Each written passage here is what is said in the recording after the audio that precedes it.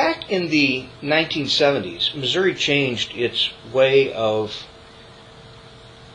getting judges appointed. In the big cities, at least, we did away with electing judges. And the judges who were at that time magistrate judges were automatically who were elected were automatically transformed into associate circuit judges. And any vacancies would be filled by the governor in a process I've described and participated in other videos. But the requirement after that was, regardless of how you got there, every 6 years you had to be retained by the voters. They would be given a choice whether to retain you or not. You were not running against anyone. But you had to have at least 2/3 of the vote to be retained. Well, for many years, getting anything less than 95% retention was surprising, because most people had never heard of these judges. They'd never had any contact with them. If they did, they didn't remember their names. And people would just go in and vote to retain judges. Now, there was one judge, Fullerton, that's his name. I've been trying to think of it. I think it's Fullerton. If it wasn't, we'll pretend it is. And he had been an elected magistrate, so he was probably elected from North St. Louis, became an associate circuit judge, which was essentially citywide, one of many. And this man was clearly a racist. Now, he was black, so that was not as objectionable perhaps to a lot of people as it would have been if he had been white.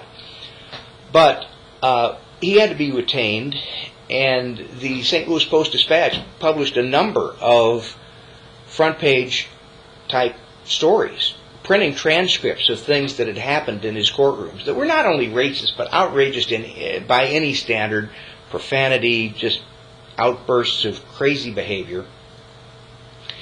And the lawyers, of course, didn't want him. So there was an attempt at a lot of publicity, and everybody who knew the guy wanted him out, and it was no secret. He was still retained by an overwhelming majority. Now, why was that? The population of the city, by the way, at that time, I'm pretty sure, was still predominantly white, so it wasn't that the voters who were primarily black were voting to retain a black man, because that wasn't the case. Why is it that he would be voted to be retained? My argument is because life is so complex, people can't keep track of all the details. And you might say courts are important and people should be, but this was just one detail of many, many details in life where people just can't keep track of everything. If everybody were informed, I suspect he would have been voted out. But then when we get talking about all the things in life, big companies polluting and all the things that businesses can do that are wrong, I think the anarchists are basically going to be relying upon us to either put those people out of business or reducing their business as an expression of a desire to do good things, even if it might result in costing them more, which could also be disputed. I really think that's what I hear anarchists saying.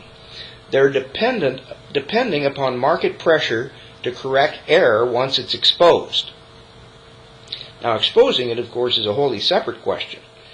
But I think that we can demonstrate that even when the knowledge is out there, there is so much information that it's just hard to keep track of it all. And I think in the 30-some years of the Missouri plan, last time I looked, there had only been one judge that had been not retained. Now, over the years, the courts have gotten a lot of public criticism, and I think the numbers have gone well down from 90% to where various people have been threatened by the 2/3 margin. But it still just hasn't happened. So we have the issue that life is complex, that much is hidden, and that even if it isn't hidden, you have to be skeptical of a lot of the allegations. How much do you hear about, the news saying some terrible things that have happened, and you just don't believe it? Or someone has made an accusation, and you say, oh, well, those are the tree huggers or whatever. I mean, we don't believe everything that does come out. And once again, I'm on this thing that anarchy is very tightly associated with virtue and doing the right thing. And I think several reasons. Life is too complicated. We don't know what the facts are.